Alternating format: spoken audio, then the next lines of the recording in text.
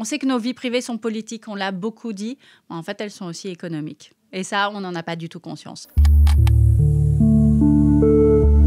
Le rapport à l'argent dans les couples hétéros, ça dépend en fait de la classe sociale. C'est-à-dire que dans les milieux plutôt populaires, c'est les femmes qui vont s'occuper de l'argent, mais en vrai, il n'y a pas d'argent, donc elles gèrent le manque et la misère. Et dès qu'il y a des sous dans les milieux plus bourgeois, là, c'est les hommes qui s'en occupent. Et c'est la même chose au niveau de tout le pays. Je pense que ça vient du fait que les femmes, on considère qu'elles doivent être dans le don et dans le fait de s'occuper des autres. Et donc, quand il y a une question de pauvreté, on se dit, bah oui, on est dans le soin plutôt que dans l'enrichissement, et donc on se retourne vers les femmes à ce moment-là. Mais ce qui est frappant, c'est de voir comment est-ce qu'on reproduit nous-mêmes dans nos couples, sans s'en rendre compte, cette répartition. Il y a une grosse arnaque de vouloir se dire on va payer autant, on va participer à la même hauteur aux dépenses communes, etc. Bah non, en fait, il faut faire en fonction des revenus de chacun, de chacune. Et puis, en fait, il y a la question, et c'est là vraiment où on ne comprend pas comment ça marche, l'économie, c'est que toutes les dépenses ne se valent pas. Il y a deux natures de dépenses. Il y a les dépenses qui font du patrimoine, c'est-à-dire qu'elles font que vous enrichissez. C'est acheter une voiture, c'est acheter un appartement, etc.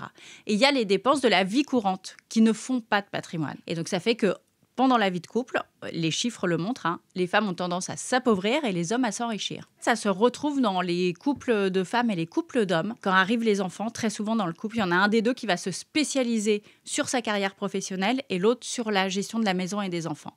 Et donc là, il y a une inégalité qui va s'installer. Et donc, tout ce que je décris, en fait, c'est qu'on est dans un système qui va aggraver ces inégalités. J'ai travaillé sur plein de sujets, sur les violences sexuelles, sur les féminicides, etc. Et j'avais quand même un sentiment d'être un peu démunie. Sur l'argent, l'argent, c'est simple parce que ça se compte. Et ça, c'est quand même un gros avantage. Et on peut changer les choses. Et en fait, le fait qu'on ne s'y intéresse pas et que notamment les femmes n'aillent pas se faire une éducation financière, c'est un truc qu'il faut changer. Je voulais vraiment avoir des choses hyper concrètes. Et notamment les femmes, en fermant le livre, se disent « Ok, demain, je peux changer des choses très concrètement, moi, dans ma vie et dans ma manière de gérer mon argent. » Politiquement, il y a plusieurs choses à faire, mais notamment le gros morceau, ça s'appelle la déconjugalisation. Alors, ça fait un peu peur, mais c'est le fait qu'en France, le couple, c'est sacré. C'est une unité économique, on ne doit pas y toucher.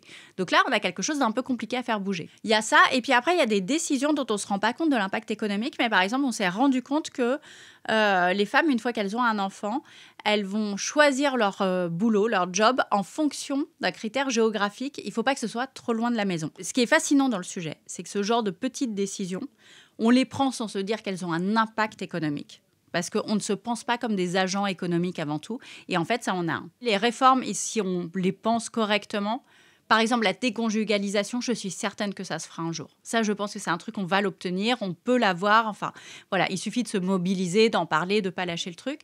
Donc, je suis plutôt optimiste. Et en fait, je me rends compte que prendre le sujet de l'égalité par le biais économique, et ça permet déjà d'avoir les hommes de pouvoir nous écoutent davantage. En fait, on leur parle avec leurs mots et avec leur vocabulaire.